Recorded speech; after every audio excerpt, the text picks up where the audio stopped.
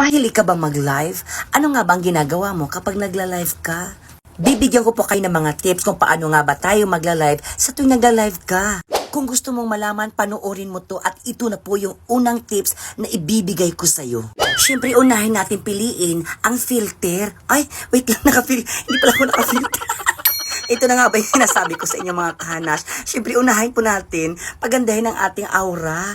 Yung itsura ba natin kailangan mas kaaya-aya sa paningin ng ating mga viewers? Ito po yung una kong tips mga kahanas. Kung nahihiya po kayo talaga mag-live, gumamit po kayo ng filter. Pangalawang tips bago po kayo mag-live, kailangan lang po natin maglagay ng description. Ibig sabihin, yung title bago po kayo mag-live, lalagyan nyo po ng topic. Malaking tulong po ang paglalagay ng topic kasi ito po yung dapat pag-uusapan natin o sa mga viewers kapag nagtanong po sila kung bakit yan po ang topic natin sa tuwing magla-live tayo. Kapag naglalagay po tayo ng topic sa tuwing nagla-live po tayo, hindi nyo po namamalayan na nakakaisang oras na po kayo. At ito po yung pinaka-importante, bago po kayo mag-umpisa mag-live, kailangan nyo lang po mag-add ng mga friends kahit papaano may manunood po ng live nyo.